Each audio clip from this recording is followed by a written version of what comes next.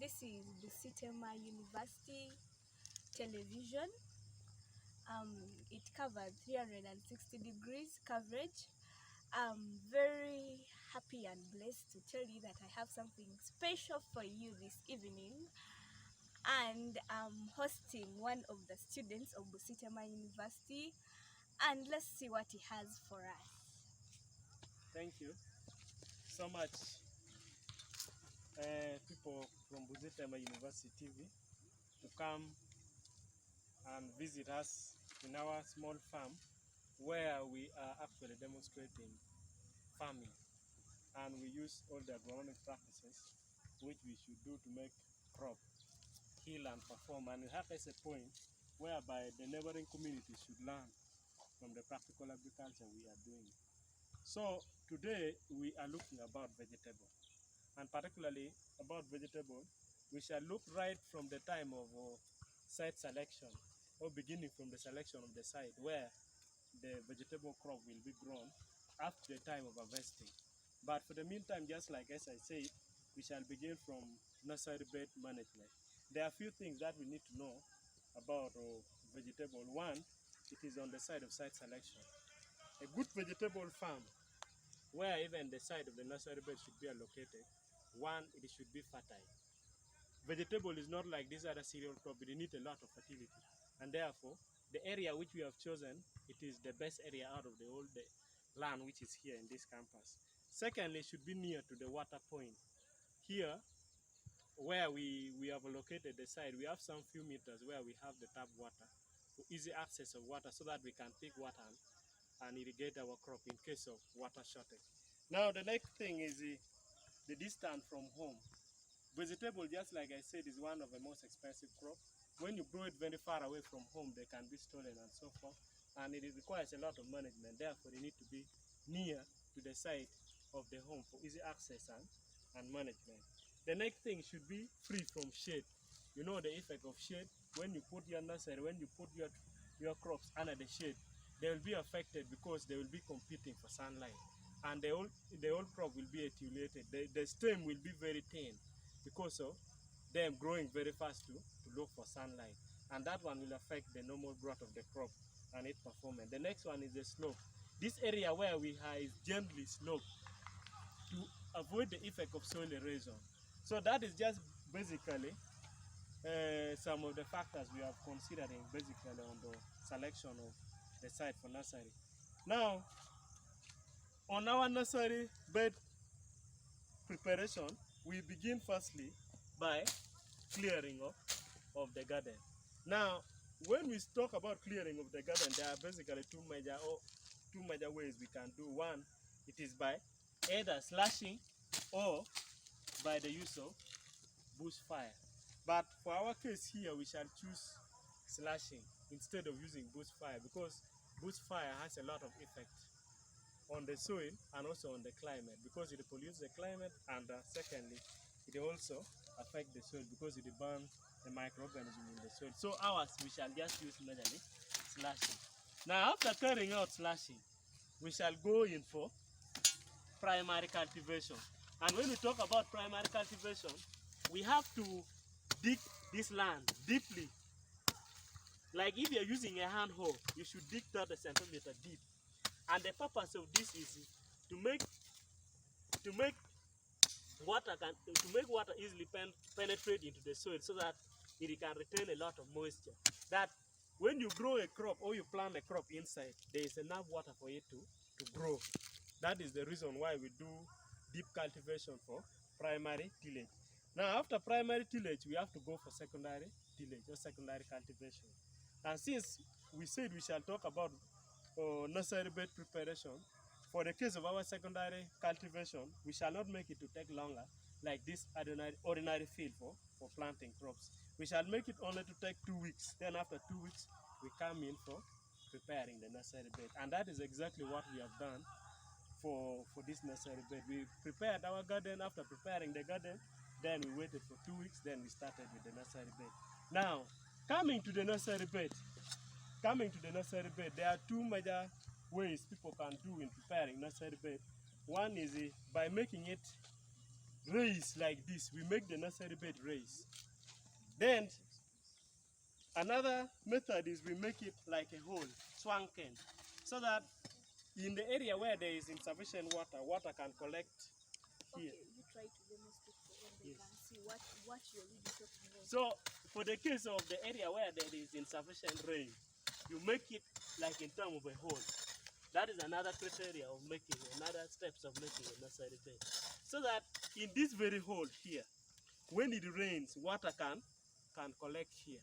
And this water can help these seedlings to still grow. Because you know in certain areas there is insufficient rainfall. But for our case, we know that we have enough rain, and besides that we also have to have water for our nursery. So we are deciding to make it raised, because this will retain water for long. Now we are beginning with the preparation. So with the preparation of the nursery bed, we have to first dig it. Despite the fact that we have already done primary tillage, we have to dig it a bit to break the bigger soil particles and make it a little bit finer before we begin to prepare it finally. Now after digging it like this, we have to measure, because most of the nursery bed, it is 1 meter wide. That is the width, it is 1 meter wide. We have to measure it, but the length, the size is not determined. It can depend on the size which you want it to be. Then after that, we begin by now ramping the side. This is the side which we are talking about. So we have to make this side firm, such that when it rains, water cannot easily, or erosion cannot easily occur here. Because if you do not make this side so firmly, then when rain comes, then it will make these sides of the nursery to be washed away, and that one will affect the normal growth of your crop. From here, we shall begin now leveling and also picking some other roots of the crop which is here. We take them away, because we know when it begins fermenting or decomposing, will affect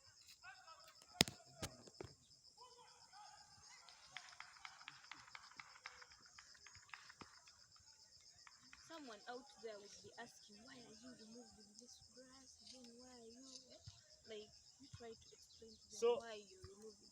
We are removing this grass or these roots here of the crops purposely to prevent them from decomposing when we have planted our crops. Because when decomposition is taking place, heats are produced. So these heats can cause burning to the young seedlings. They are the same like now the babies after giving birth. When you give birth to them, you cannot subject them to a very harsh condition. Like now, you cannot give hot milk or hot porridge to them. So this is also the same thing. We have to remove this so that we prevent further decomposition from happening, because it produces a lot of heat. Now after that, we shall level the bed. We shall level the bed. And when we are leveling, we have to make it so fine, just like my friend here, Simon, is doing. We have to make it so fine in the way that this seedling can easily fit, and they should also be level to the extent that when you put just your ruler should be flat to prevent issues of eroding or erosion from happening. Because when you are irrigating or pouring water using the watering can, the water will slope toward the gradient where it is sloping. But you have to make it level so that your water which you are pouring cannot bring erosion here. So after making it level clearly like this, we shall now do what is called sterilization. What is sterilization? Someone may So say, I'm using explaining some just. vocabulary. So we have to carry out sterilization, and this is exactly what we are doing. So with sterilization, what we do here, it is dry grasses has to be sprayed on top of the nursery bed. And after putting these dry grasses, we have to burn it. And the purpose of this is to burn this other microorganism which is there, or the pathogen which is there inside the soil. So that after burning it, this microorganism should not again exist to cause diseases to the young seedling. The purpose is to stop disease from occurring to the young seedling after germination. That is why we do sterilization. In some other farm, they may either use hot water. You subject the water to a certain temperature and you spray it. I mean, on top of your nursery bed to kill the microorganism which is there. And also, after burning it like this, because hash like this, it is a lime fertilizer. This hash here, it is a lime fertilizer. So if it is black like the way you are seeing here, it is already carrying a lime. So that one will again also facilitate the growth of the crop. That's why we prefer burning dry grasses on top of our nursery bed for the case of sterilization. Now, when we finish up with this,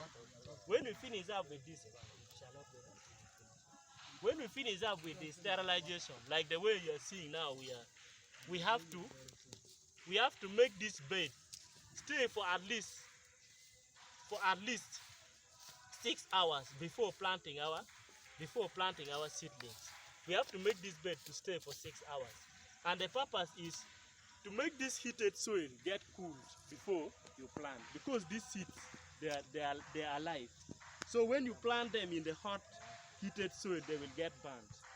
The content which is there to germinate, the embryo and the tumor will get burnt. So you have to make it first get cool. After cooling, you come and now again do final leveling, because the purpose of this final leveling is to now spread this humus, this lime, on top of the entire nursery bed, and you begin making the planting holes. Now, in the process of making the planting hole, you need to consider the size of the seeds, because not all these vegetable seeds they have same size. There are others, like for the case of onion, they are very tiny. Now that one needs us to put 10 centimeters between the planting hole. 10 centimeters is just the size of our, for the case of the ordinary farmer. Yeah. Instead of measuring, you just put the size of this finger thumb like this. So that is already 10 centimeters. Again, you put here 10 centimeters like that. You put 10 centimeters like this. Put 10 centimeters like this. But if you want to be very accurate, then you can use a small stick. You measure using your ruler 10 centimeters, then you place it here. But for us, we know now 10 centimeters is this one. So we just put it like this, then we make a planting hole. We just put it like this, we make a planting hole. We just put it like this, we make a planting hole. We just put it like this, we make a planting hole. When you finish now making your planting hole, then you go in the process of planting the seeds in the nursery. And you go to the process of planting seeds. Go to the process of planting seeds.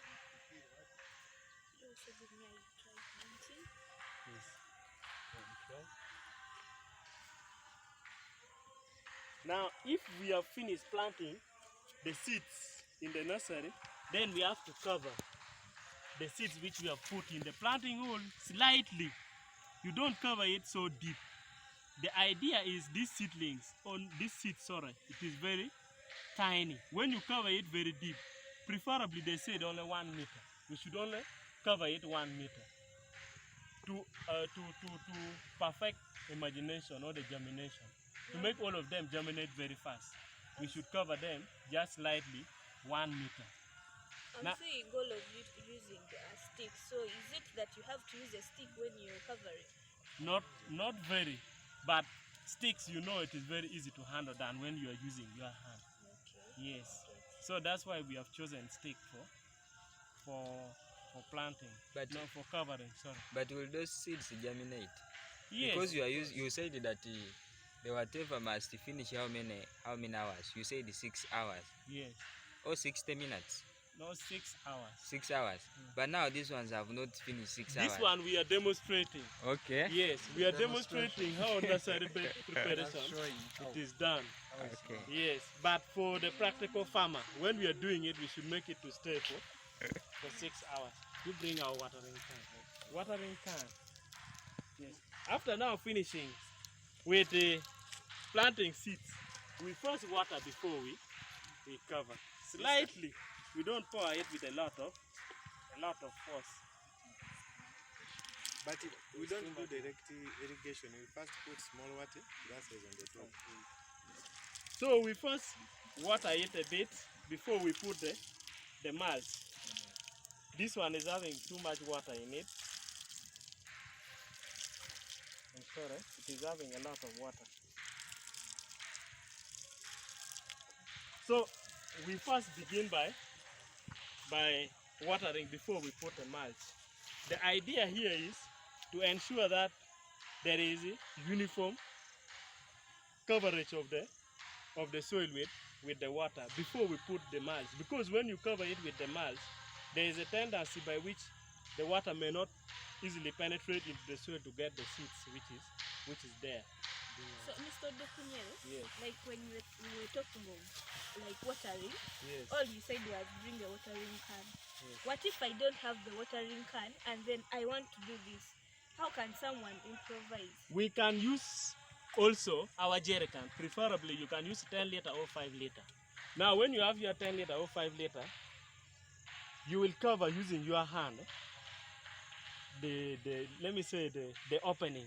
You will cover using your hand, and you will just estimate the water which should pour here.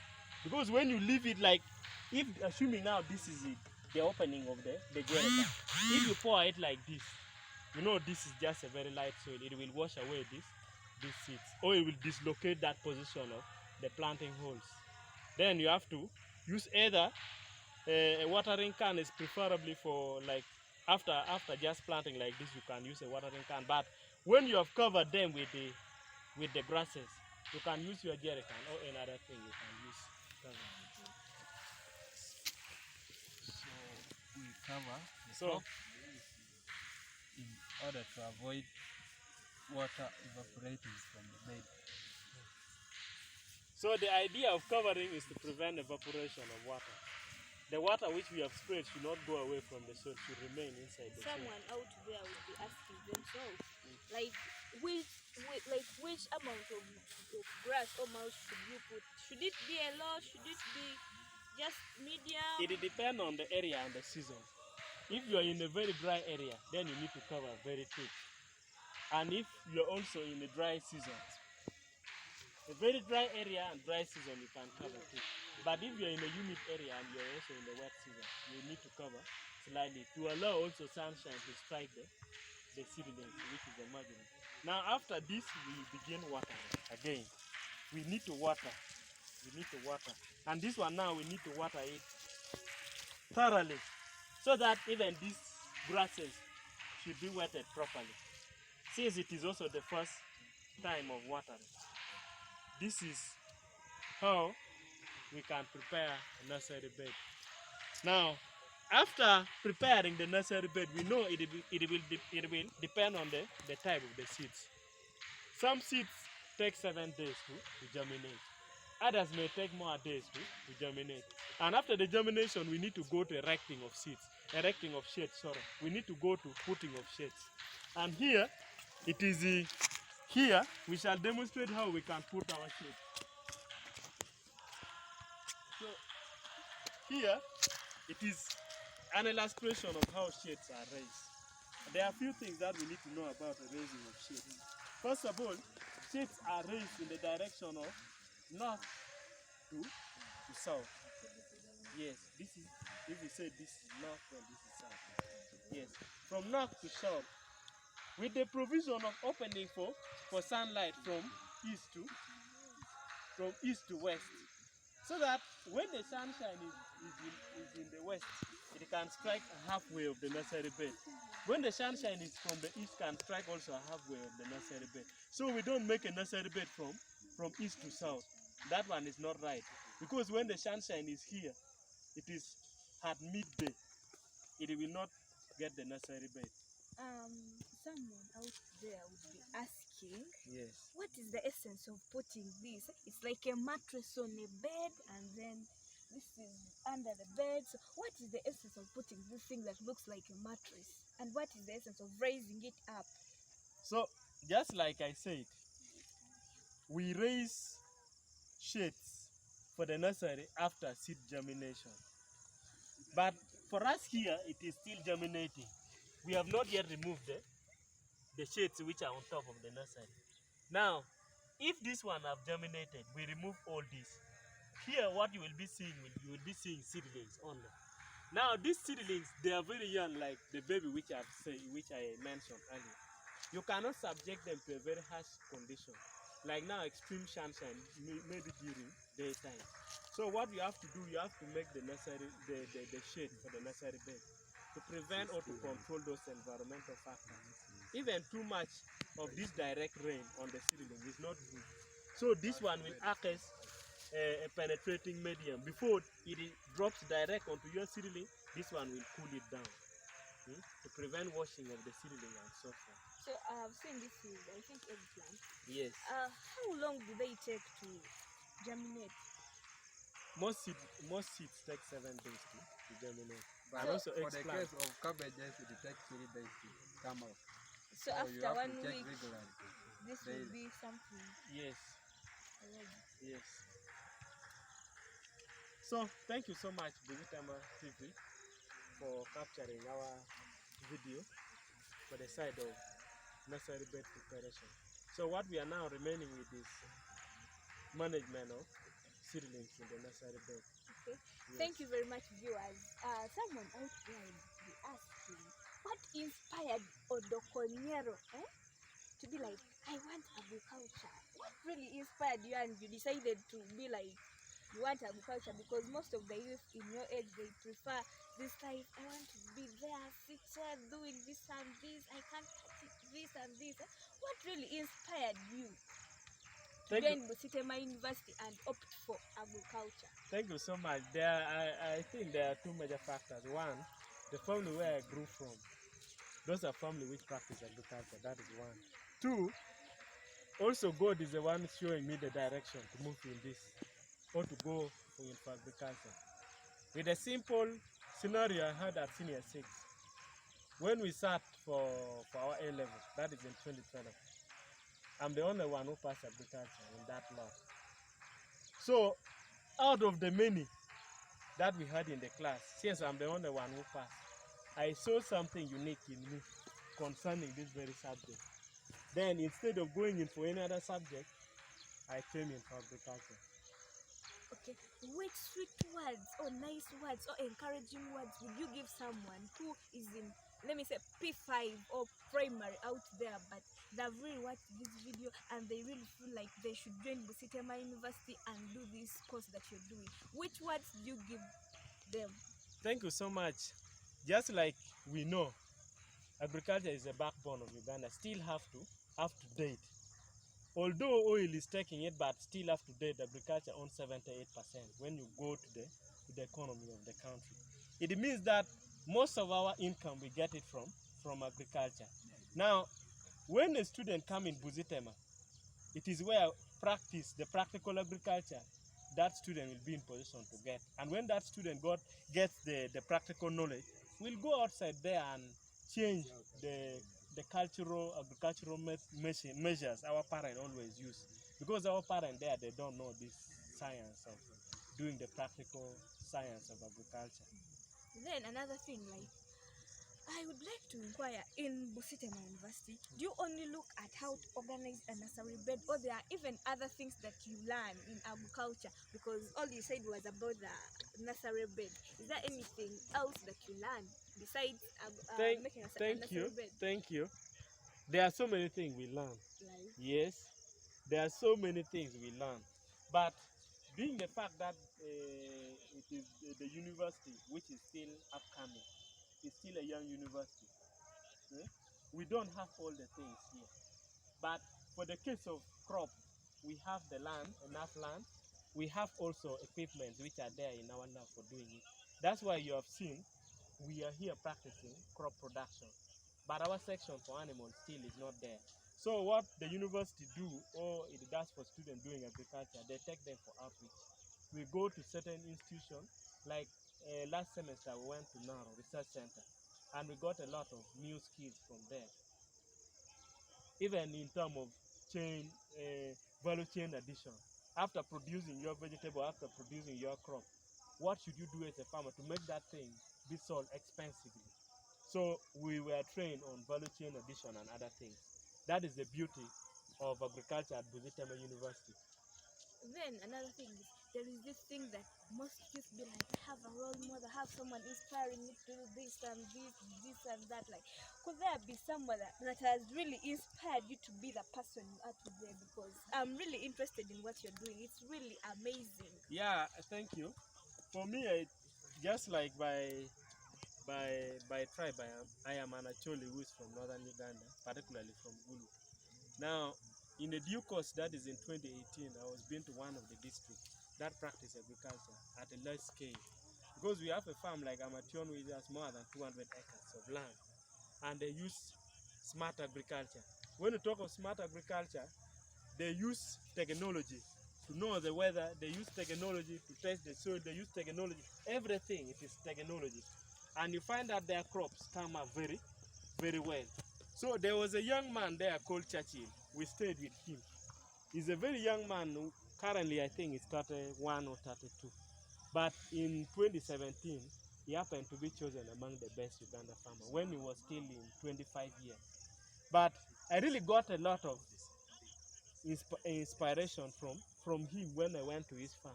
I saw him, he's very young, I'm even older than him. But what he's doing is really amazing. And that's why I also decided that I should further with my studies in agriculture. And one time, one moment, I should also break through to become one of the best Uganda farmers in Uganda. Amen. Yes. You're with your colleague and he has really been so active. Can you say our viewers as we try to summarize up? Wow, thank you. I'm by the name of Doc Simon. Me also, I love agriculture so much. I'm always with my friend Dr. Nyero Philip, of which we always work together. And I want to be also one of the greatest agronomists in my life. And I always encourage youth, and I also do some training whenever I'm in the village. I always teach them some practical agriculture because I have some little knowledge. Here in Busitema, especially in Nagongera campus, yeah, here we do agriculture, and it's for sure it's really practical agriculture, as you see we demonstrated to the viewers. Thank you. Thank you very much, our viewers. It has really, really been a lovely, precious lesson for all of us. At least when I go back home, I'll arrange a nursery bed. At least I've picked out something. Thank you, our colleagues, for participating. This was Busitema University Television. We were touring the Faculty of Science Education, and these are some of the students pursuing their bachelor's degree in science education, that's agriculture. And I'm very happy that they've tried to share with you the skills that they've learned in school, and really we have seen they can make a nursery bed, and they've told us that there are many other skills that they can do, and we hope next time better we shall try to bring more skills that they are working on. Thank you for your time. Have a blessed day.